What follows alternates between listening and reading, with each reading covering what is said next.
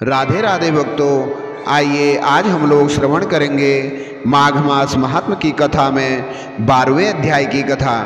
यमदूत बोला, जो प्राणी मोक्ष की कामना करते हैं उन्हें शालिग्राम का पूजन करना चाहिए। इस स्वरूप में विष्णु पूजन समस्त पापों को नष्ट करने वाला है। शालिग्राम पूजन करने से प्राणी को प्रतिदिन 10,000 राजसूर्य यज्ञों का फल प्राप्त होता है। शालिग्राम भगवान विष्णु का सुंदर स्वरूप है। इसके पूजन से प्राणी के कठोरतम पाप भी नष्ट हो जाते हैं। भगवान विष्णु हमेशा शालिग्राम में विराजते हैं।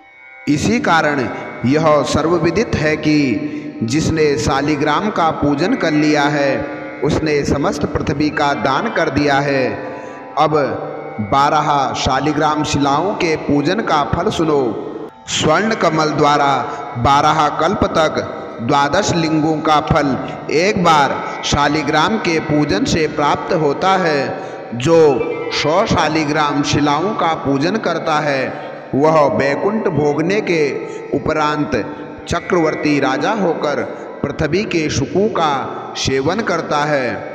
जो शालिग्राम की सदैव पूजा करता है वह बैकुंठ पाता है। शालिग्राम पूजन मात्र से तीर्थ, दान, यज्ञ आदि कर्मों के फल स्वतः प्राप्त होते हैं। परम नाटकी भी शालिग्राम पूजन के प्रभाव से दिव्य लोक प्राप्त करता है। शालिग्राम का अभिषेक करने से समस्त तीर्थों के स्थान का फल मिलता है। विधि विधान से पूजन करने वाला कलिकाल में भी विष्णु लोक प्राप्त करता है। सहस्रों शिवलिंग दर्शन एवं पूजन स्तुति से प्राप्त होने वाला फल शालिग्राम के एक दिन के पूजन से ही प्राप्त हो जाता है। जहाँ शालिग्राम निवास करते हैं उनके पास समस्त देवता महात्मा रहते हैं। जो शालिग्राम के सम्मुख श्राद्ध करते हैं उनके पितर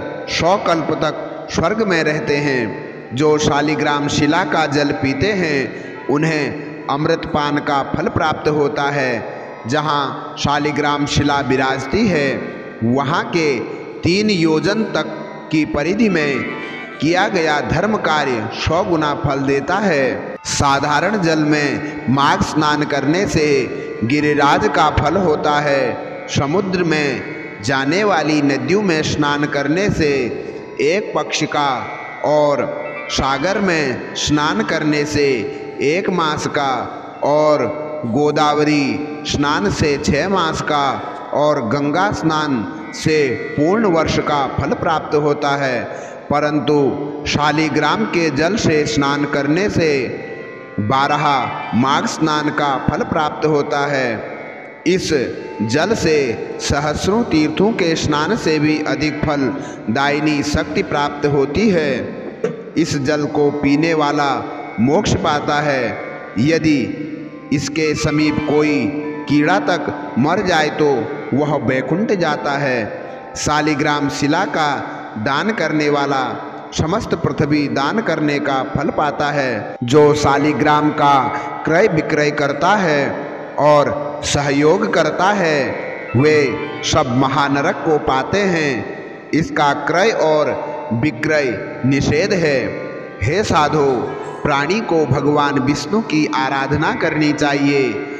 इसके द्वारा समस्त पाप नष्ट हो जाते हैं। हरि नाम स्मरण मात्र से समस्त बाधाएं नष्ट हो जाती हैं। उनकी शरण में जाने पर यमराज भी उन प्राणी का अनिष्ट नहीं कर सकता।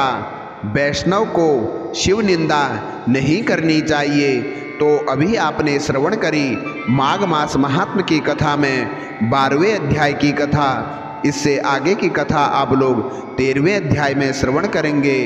राधे राधे। जय गंगा मैया।